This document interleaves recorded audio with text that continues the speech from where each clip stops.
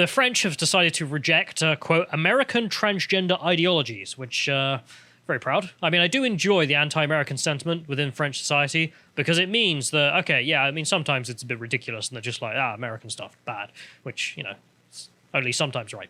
But in this regard, it definitely is true, which is they're pointing to the idea that men can get pregnant and they're just like, yeah, I gotta fall back on the old faithful here. Yankee nonsense. Agree? Yeah, all right. And the French society seems to be agreeing that, yeah, as long as we call it Yankee nonsense, we don't have to have the debate like the British do. We're just gonna get Perhaps rid of we it. should all just start calling it Yankee nonsense from now on. It's so beautifully dismissive. It's a very French aspect. I don't think anyone else should be doing it, but I do love how they're able to just get away with it, it seems. But just to start off, we're going to plug, of course, Rousseau's Discourses on Inequality book club, that me and Carl did, because this obviously comes back to France in a way that they don't find particularly helpful, of course, in this regard of calling it Yankee nonsense, because this book here, the Discourses on Inequality, is the foundation on which all left-wing thought is based upon. And, well, if you go and check out the book club, you'll see why everything we end up leading to is so mad. I mean, I love the argument from Rousseau that we must return to the state of nature that he says himself never existed. Yep. And part of the state of nature is obtaining your total freedom from reality itself. Yeah, part of the state of nature is just wandering about in the woods where trees will just drop plenty and abundance onto you and you'll be able to just run into a woman, have a kid, and just set the kid free, who cares, and then go off your merry way. But this idea that you should be free from reality, fundamentally, it's obviously why you end up getting people saying, I'm a man, but I'm pregnant. No, you're not. You're a lady having a beard. And we shall go through the story itself here of the ladies having their beards. Because, as you can see, French feminists split over help for pregnant men. Sorry, pregnant trans men, says the headline in the Times. With a lovely image there of two men. No, there's ladies who haven't shaved in a while. That's what that is. They say in here, the French National Family Planning Association has caused controversy with a campaign offering to help pregnant men. Les Planning Familiers, God, French is a weird language, has said the initiative is designed to demonstrate its willingness to support trans men who have retained female reproductive organs. So that'll be women who want to be known as men, but aren't. Critics accused the taxpayer-funded association of trying to import British and American transgender ideologies that run counter to the French feminist tradition. Now, the reason I dropped British there is because, this is Turf Island. Like, we are known as Turf Island at this point. This ideology certainly hasn't landed here, nor did it come from here in this regard. It's actually successful. I would disagree with you, if only because, obviously they've shut it down, but for a long time we did have stuff like the Tavistock Centre. We do still have, we had Boris Johnson for a long time struggling to be able to name what a woman we were affected by the stuff. I've found that most of the Turf Island stuff comes from basically private resistance, whereas institutional resistance is not there. The Turf Island point is that it's entirely grassroots. I mean, there is a huge grassroots movement that sprung up in Britain, obviously destroying this and saying, your mum's a turf, for example. Whereas in the United States, unfortunately, they haven't been able to have that response, even though they've been dealing with it for much longer. And that's why I don't see it as any regard to the British. And I don't think the French should either. However, so they say in here... I just noticed the slogan. Yeah. The association, whose slogan is Liberté, Égalité, Sexualité... God. I mean, doesn't that just sum up the entire ideology, though? It's nothing like the ideology in egalite may as well not be there. It's just all about, let me have sex. Let me screw whatever I want. If I'm going to screw the pooch, I will do it literally, is what this ideology says. I don't think they're quite there yet, but 2 years. I don't know, man. Those dogs with monkeypox. Right. They say in here, they published an online poster for the campaign in the overseas territory of Reunion in the spring. Quote, we know that men too can get pregnant, it said. You don't. You've deluded yourself into thinking that a woman with a beard is a man. And therefore that man can get pregnant, which is obvious nonsense. Callum, my hopes and dreams have gone. I guess I'm not pregnant. I'm just getting fat. Yeah, it's not a baby. Sorry to break it to you. They say in here, the poster went unnoticed in Paris. Of course it did. Until it was published last week, again, provoking indignation, which is amazing that just in Paris, just no one cared. Radio. I mean, rampant public degeneracy in Paris? That's fine. Yeah. Saying here, the association said that its critics were members of the extreme right and using violent language against it. it's Good. I am sorry, but yeah, I mean, it really just put it in perspective when you've been to a really foreign place for a while and you come back and you see it's the extreme right who are saying that men can't get pregnant. I just like, you really want to, introduce them to your new friends. Anyway, it said in a statement that it planned to sue detractors, including MPs, accusing them of whipping up a hate campaign that men can't get pregnant. Right, yeah, good luck with the lawsuit. Ooh, it's inspired by such hate. Ooh. Quote, sexual and reproductive rights must be taken together, it said. Quote, we fight as much for abortion as for the sexual health of transgender people or for the young to have access to sexual education. Right, no one is saying that there is, some health benefits to be taken away. We're not going to unpregnant the women who are saying they're men. It's not going to happen. What we're saying is that men can't get pregnant, which, by the way, that sexual education, you can't provide that if you don't know what a man and a woman is. So you're not even able to do your own job, which is taxpayer funded by the French taxpayer. Fantastic. The debate has exposed divisions in French feminism, however.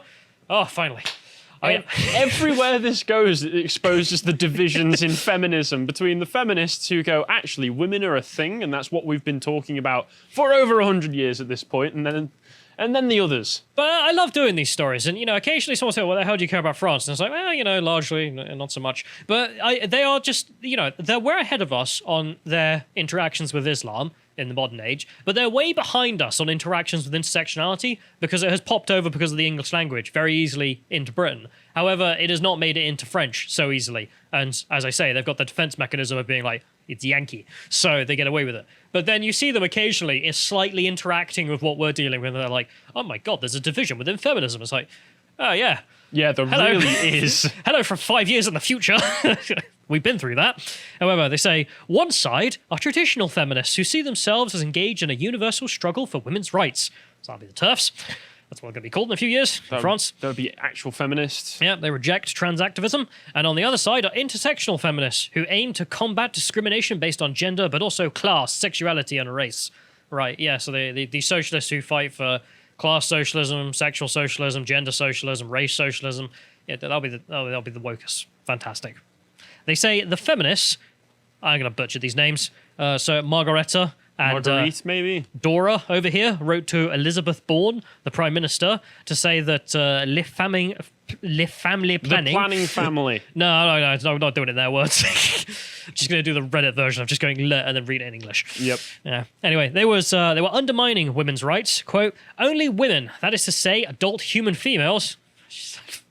I know it literally is like 5 years ago. We've got to just make this explicit just in case. Yeah, they say only adult human females can get pregnant. A man, that is to say a male, can never be. To say the contrary is a lie, scientifically speaking.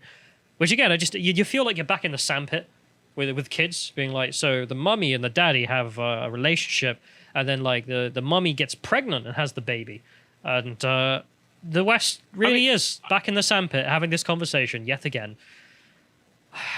Quote, we fight for the abolition of gender stereotypes, not to reinforce. We consider that what links all women is our sex, not a pronounced liking for sewing, pink, or Barbie, say the TERFs. Although that helps to bring them together. Yeah, and it's almost like, I wonder what all those things have in common. It might be sort of sexual activities that lead you to a gender role, perhaps.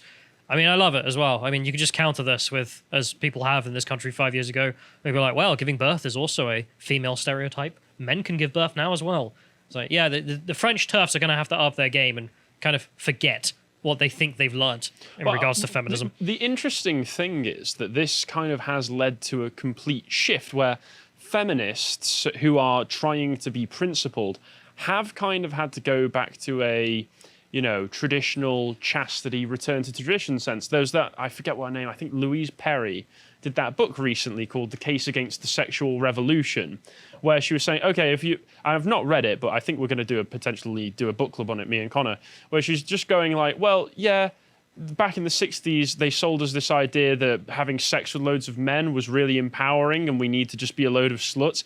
Actually, it turns out that mainly just works out for the men who want to sleep with loads of women. So maybe we should return to chastity. But this was part of a father feminist idea, that it wasn't just that you should have sex with loads of men. Why should you do that? And it was because, well, men have sex with loads of women.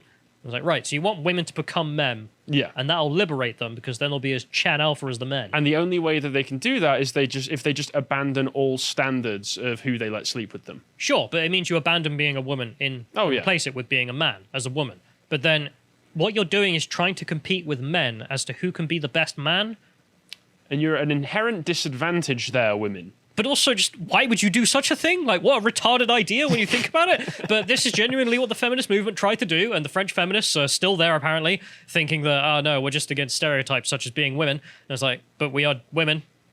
Right, okay, we'll leave you for a couple more minutes just to see if you can figure that one out. But in the West, the TERFs have long since figured out that if they're going to be women, they actually have to be women and excel at that. Embrace gender stereotypes. Do it. Gender roles good. Well, it's just, what else are you? But they say in here, they criticize the association for talking of menstruating people or people with uteruses, writing, quote, "We want to be considered as whole human beings, not vaginas on legs." Yeah, well, too bad. I mean, that is how you were going to be considered by the intersectionals. You are just a vagina on legs or a penis on legs, and both you can get pregnant. No, you are a vaginaed body. Yeah, it's going to be that kind of disgusting. However, they say Isabel Rome, the Minister for Gender Equality, defended family planning as historically essential, but conceded that its campaign on pregnant men was not consensual. I don't know what that means. I presume that's a mistranslation. I don't... And maybe it means that, I don't know... Yeah, actually, the ministry didn't agree to it. I'm going to assume maybe, yeah. But whatever, the Minister for Gender Equality there. But I also the defense is pathetic. It's like, yeah, well, it's doing bad, but it is historically essential because it's holy. Why? To me, as the Minister for Gender Equality. It's like, right, then your whole position is cancer. We need to boot you too. Yep. That's actually the solution here. Boot the family planning. Boot the Minister for Gender Equality. Boot the immigrants. Equality is a false god. I mean, it's just that simple. It is. But however, we'll go and check out the poster itself because the French right have responded to this. And the French right, I think, are very exciting because they have a defense on this that's very easy. You can see some verified chap here, and you see the poster itself, which is just like, yes, we know that men can get pregnant too. Look at how happy they are. Yeah, he says in here, the family planning increasingly moving away from its original mission to become a transitioning belt for gender theory activists. A worrying drift, especially when we know that he is authorized to intervene in our schools, including with minor students. Oh yeah, they're going to get there. Don't you... Oh, this might happen in the schools in a few years, they're saying in France. Are they only just learning about institutional capture? This is the thing. Like, the ideology just hasn't transferred itself into the Franco sphere in the same way it has the Anglosphere. So they're really starting to deal with it, and that's why I love these stories. Because you're just like, oh my god, oh, my children are playing. Like, they're figuring out that the left are cancer. Yeah, imagine if they did this to the schools. Go check out Libs TikTok and send it to your French MPs, any Frenchies listening. But they continue in this vein with just some other responses. If we go to Le Family Planning, who decided to respond with saying that they are under attack by the far right, and they have suffered this attack, and its activists and associations are speaking out for calls for support. I was like, right, you're a government-funded institution. You need calls for support from the public. You literally steal taxpayers' money, but you need support. You need moral support in this tough time of the money you're stealing from the taxpayer might be under threat. The government going around with a pauper's hat. Please, sir, please, just a few pennies. No, I'm going to force you to give me the money, but then you need to sing my praises. Then you need to feel bad for me. I'm so cash strapped. I wouldn't have to steal from you if I didn't have more money. So if you could just give me more money. I'm only spending your money on trying to tell you that men can get pregnant. Useful things, of course. There are French leftists who decided to then tag loads of organizations. This organization tagged the gender minister, etc. Paris. That's actually the perfect name for it, actually. Acting Up is exactly what activists have been doing for years. Especially the French ones. But if we go forward, we can see that we can see at least something here. So here's the Ministry for Equality in France, of course, and you all know it, obviously, by its very famous art. I mean, the profile picture there and the images they use of 3 women in a row, the sort of thing. Except if there's any Frenchies listening, we can tell you where this timeless art is going, which it will be completely destroyed. Because the Americans, of course, or the Women's March, have no original ideas, and therefore decided to just copy-paste it. Except they weren't happy with the fact that it had 3 women on it, because not all women are women. As Matt Walsh found out, the Women's March often don't know what a woman is. Yeah, so they wrote in here, they wrote to a BIPOC woman-led firm, to redesign the logo to be more inclusive. And they did amazing work, which is they came up with a man. They put a man in it, as you can see there, at the front. Yeah. As well. Not even at the back, at the front. The new face of women. It's just gold. That is what's going to happen, Frenchies. If you're listening, like we're on Mr. Bones' wild ride, 10 years ahead, and I'm just showing you where it's going. If you don't stop it now, but if we go to the next one, because we can see the Women's March. Also, don't know what a woman is. This is purposeful, and you can see them if you scroll up on this one. They say that trans women are women. If you scroll up, please, then you can see that they're just like, yes, trans women are women. That's the tweet. I was like, yeah, you're the Women's March. What are you marching for then? Trans women, so men. Yes, what is that? Which is why you redesigned your logo to have And men Little in it. Miss F Terps, once again, it's just really childish. Yeah, but there we have it. I mean, there's the reality, though, which is who do the Women's March march for? Themselves. That's all they've ever marched for. Literally the actors in the movement who want power and money. It is not about anything else once you get down to it. But if we go to the next one here, we see Le Pen's nationalists utterly rejecting this.